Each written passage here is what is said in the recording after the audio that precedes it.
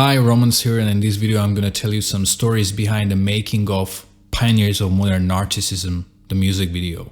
Compared to the Wrong Doors music video, this was much smaller in scale. This was directed, shot and edited by Nikki, whom with I work in the Film Bar, the YouTube channel of which has over 1 million views at this point. The original idea was that we would have kind of like two types of shots, normal band shots and the ones with the masks. She wanted to go in a more creepy, scary way. And the masks we agreed on were these half masks like from the movies Eyes Wide Shut or Phantom of the Opera or maybe even the computer game Dishonored. The only problem was that the masks arrived one day after the shooting. And this company where I ordered the masks from, they were a bit weird, you know. I asked them like, can you deliver these masks at least one day before the shooting? And their answer was, they are on the way. I'm like, how does that answer my question? The day before the shooting, I started realizing that I would better come up with a plan B because you never know what might happen. And there was this idea that we were kind of throwing around at the time of the first album. The keyboard player Stevie suggested that it would be cool if we took some really heavy songs, something more in the metal territory, and shot a music video where we would be dressed up like in suits. And I kind of added to that it would be even cooler if we had instruments that are not actually the instruments we used for the recording. So we would essentially look like a jazz band or a folk band, but we would be playing metal music. It would create a big contrast. So I decided to use this idea for this music video because I think Pioneers is pretty perfect for that, as it's a really heavy and punchy song. But it's pretty difficult to get those instruments one day before the shooting. So originally the only instrument that was a bit different from my original idea was that I wanted the keyboard player to have the grand piano, but it's a really big instrument and it's not only hard to find, but it's also hard to transport. I spent like 2 hours calling people around and fortunately I was able to find the instruments. On the day of the shooting in the morning, I went to get the double bass for me, which I actually played for the first time in the music video,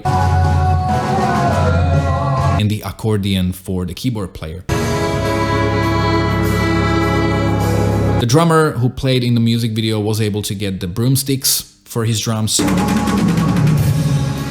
The only instrument that we didn't change was the saxophone because that's already not a very rock or metal instrument, so that could have stayed there. Even though we did look a bit different with both types of the shots, with the different instruments we were kind of dressed properly and with the normal instruments we were kind of just messed up a little bit. When Nikki was editing the music video, she told me that there's not really that much of a difference and that people might not even realize that we're having different instruments. For example, one of the things was that I have different microphones in both shots, but even I, who came up with the idea, I didn't really notice that only after like seeing the music video for the 4th time. So how much more it would take normal people. So she came up with this idea that we would also differentiate the shots with the color. So that's why you have the more brownish shots where we are dressed properly, where we have these different instruments and it kind of looks like we play on some ball or maybe some jazz festival, whatever. And these shots are to represent the illusion we try to create on social media. And the normal colored shots where we have the normal instruments kind of show like the reality of it. We were shooting this music video inside in this like a ballroom, and in order for the drummer to actually be able to play the drums like for real, the music had to be extremely loud.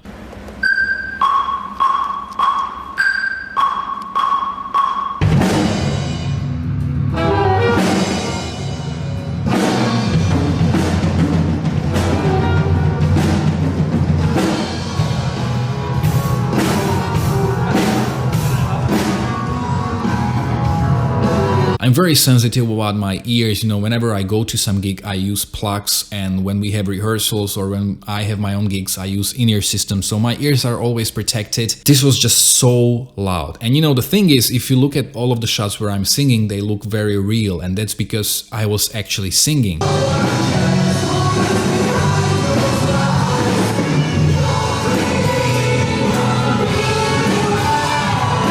But the music was so loud that I actually blew my voice off. It was very strange because you can hear yourself from the speakers as I recorded the song, but I couldn't hear myself as I was singing. After a couple of the takes, my voice actually went down in pitch. It was really like this deep. Actually, I blew off my voice to the point where I couldn't sing for like 2 days after the shooting. I can't really show you any of the shots because once again, the music was so loud that even if the camera was very close to me, you couldn't really hear me singing. One good advice that I can give you when making music videos is, and this is the lesson I learned with the previous music video, Wrong Doors, is to use the click with the track. When we were shooting Wrong Doors, we didn't have click, so if you check the making of Wrong Doors, there's this shot where the song starts and like a fragment of a second later we all start playing. If we wanted that shot where the whole band starts playing at the same time, we wouldn't be able to have it in Wrong Doors because we never started on time. With Wrong Doors it wasn't really a problem because we had many story shots, so that was okay, but with Pioneers that was only focused on the band, it would have been really problematic. So what I did was that I added the click at the beginning of the track so that we would know exactly when the song starts and that we all would start at the same time. I also added in some of the moments during the track where, like, for example, drums don't play for a second, just so that we would be in sync. This is super easy to do even if you have never worked with a recording program before. You can download literally any program, put the track in and put the click wherever you need it. At the beginning and maybe in some problematic parts in the middle. Of course, you have to know the BPM of the track. To end this video, here are some bloopers and funny moments from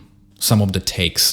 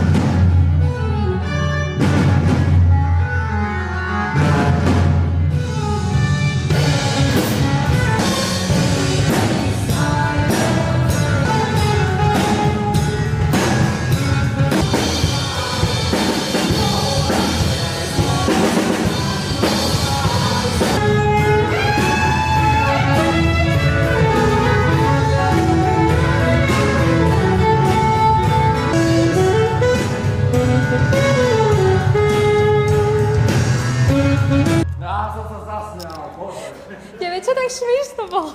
Lebo hral na čo vieme, čo som mal, ale Ádám sa to nepáči.